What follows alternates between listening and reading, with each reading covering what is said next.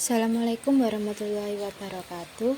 Perkenalkan, nama saya Alfira Safamida, NIM 2512005.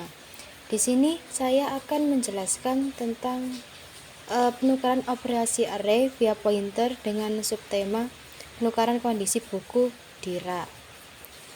Nah, langsung saja ke langkah pertama. Untuk langkah pertama ini itu tulis header dan namespace. Untuk menulis program ini tuh harus benar karena nantinya objek atau fungsi yang terhubung ke output itu biar bisa kedeteksi dengan program gitu. Terus saya di sini juga menggunakan string nanti karena biar bisa membaca teks seperti judul gitu. Yang selanjutnya langkah kedua.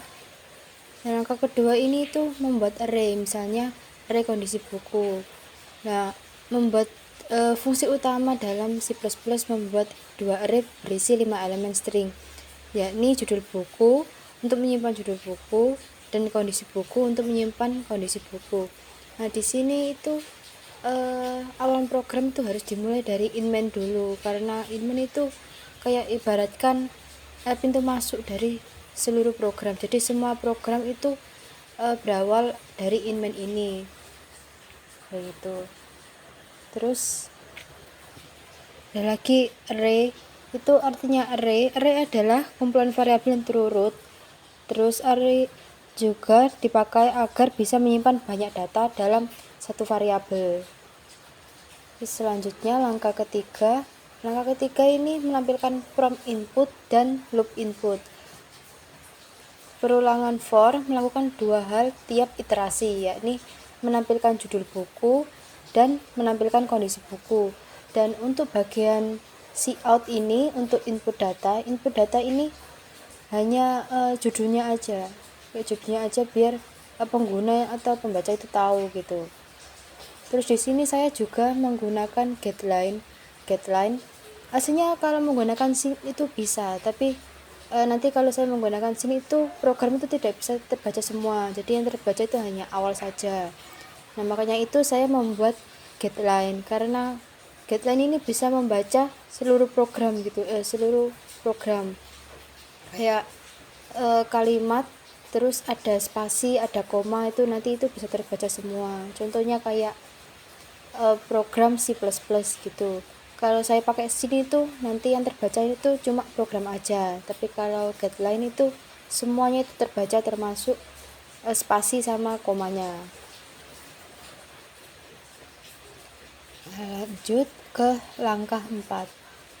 Nah, langkah 4 ini itu tampilan data sebelum swipe.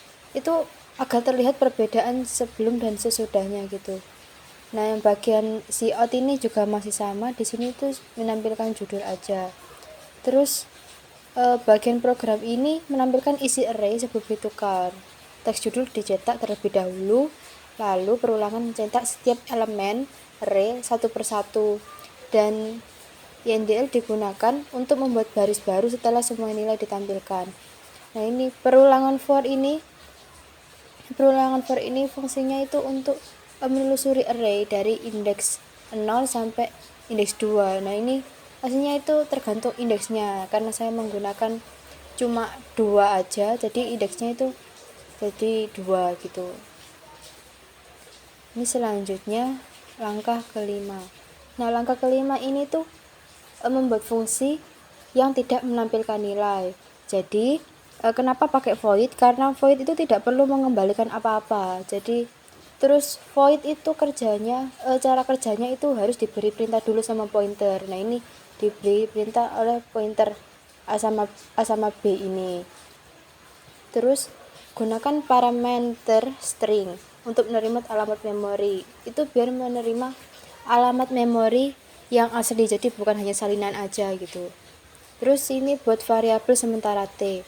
Nah, kalau kita mau menukar dua variabel itu harus dua variabel. Kalau kita ingin menukar kayak mau nge-swap itu, kita itu harus memiliki satu variabel itu.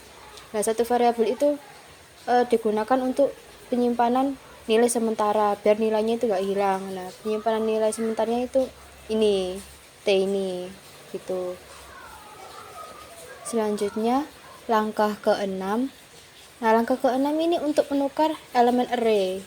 Jadi ini tuh nanti indeks 0 sama 1 ini itu nantinya yang bakal ditukar gitu. Terus fungsi ini tuh menukar isi dua string melalui pointer sehingga perubahan terlihat di array asli. Jadi alamat ini tuh nantinya bakal dikirim ke fungsi biar tahu data aslinya gitu. Setelah inilah alasan mengapa pointer digunakan agar perubahan yang dilakukan itu benar-benar terjadi di data asli. Yang selanjutnya langkah ke-7. Langkah ke-7 ini seperti sama ya seperti langkah yang sebelumnya tadi, yang tapi beda judulnya. Judulnya tadi kan cout-nya itu kan data sebelum ditukar, tapi yang ini tuh data yang sesudah ditukar.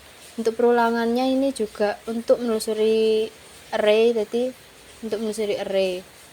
Terus program menampilkan teks sebagai penanda hasil setelah pertukaran, kemudian menggunakan perulangan untuk membaca setiap elemen array dari indeks awal hingga akhir dan mencetak tiap elemennya satu persatu dengan spasi agar outputnya tersusun rapi gitu.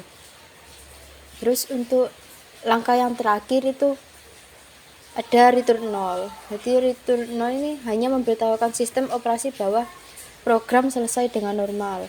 Untuk C++ yang sekarang kita pakai ini, yang sekarang saya pakai untuk membuat program itu, kalau nggak pakai return 0 itu nantinya bakal error karena sistemnya itu nggak tahu apa programnya ini sudah selesai apa belum. Tapi untuk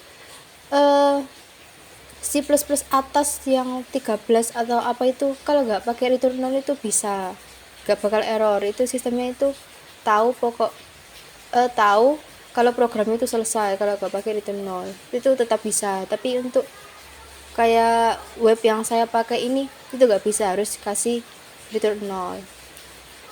Terus ini tuh ada hasil programnya.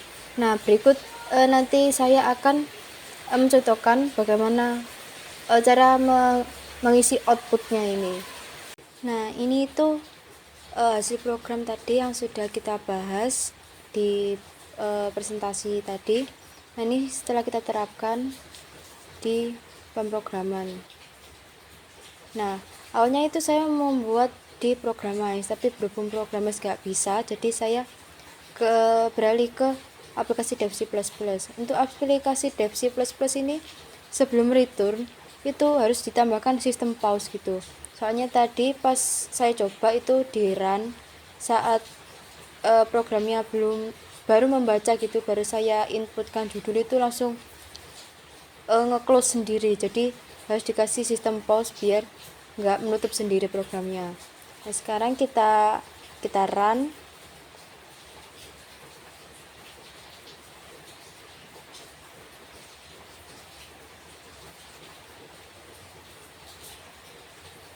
Nah, untuk judul buku 1 ini bebas mau mengisi apa aja. Jadi saya isi pemrograman. Terus kondisinya itu baik. Untuk judul buku 2 desain grafis dan kondisinya lusuh. Nah, ini data awal sebelum ditukar dan ini sesudah ditukar. Jadi yang pemrograman yang tadi baik itu jadi lusuh, dan yang desain grafis itu yang tadi lusuh jadi baik. Nah, ini tadi kalau kita kasih pause di sebelum return itu jadi kayak gini. Nah, kalau nggak dikasih pause tadi itu saat setelah sudah memasukkan kondisi buku 2 itu pas di enter langsung nge-close sendiri gitu programnya. Jadi saya kasih pause itu supaya nggak menutup sendiri programnya begitu. Jadi sekian presentasi dari saya, apabila ada kurangnya mohon dimaafkan. Wassalamualaikum warahmatullahi wabarakatuh.